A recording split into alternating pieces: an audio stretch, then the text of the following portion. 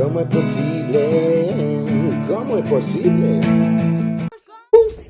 Mirad mis pendentes, como é posible que os castrexos poderán decorar as súas orellas? Ai, sí.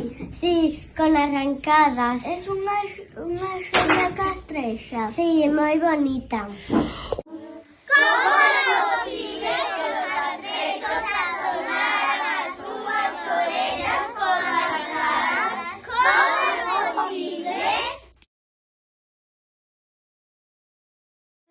Como é posible que os castrexos adornaran as súas orellas con alargadas? Como é posible?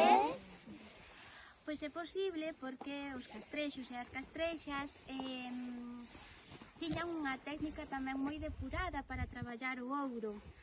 Chegaron a facer esas arracadas dunha forma pois moi minuciosa. Tiñan arracadas tanto de furado como desas arracadas como a que temos no Castro de Viladonga ou no Museo do Castro de Viladonga, que ían ao redor das orellas. É posible, pois gracias ao coñecemento que tiñan das técnicas de traballo do ouro e deses metais. Os nenos e nenas de segundo fixemos unha investigación sobre as arracadas. E así aprendimos todo o que sabemos sobre os castrexos.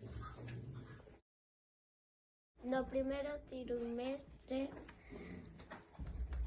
grazas á asociación Galla, aprendimos moito do Castro de Burela e da vida dos castrexos. Tamén nos veu contar moitas cousas da vida castrexa Aurelia, Que é a directora do Museo Provincial de Lugo. Aurelia nos traixo unha sorpresa. Unha réplica do Torque de Burela. O que máis nos gustou da nosa investigación foi ir ao Castro de Viladonga. foi unha pasada ver os castros vivían os castrexos. No museo podemos ver unha arrancada de ouro. Que reencontrou no propio Castro. No Castro de Burela tamén se ocupou unha arrancada que a día de hoxe está no Museo de Lugo. Es una de las más famosas que se encontraron. Non podemos acabar sin dar gracias a Carmiña. Carmiña puxo nos libros a nosa disposición para aprender máis sobre eles.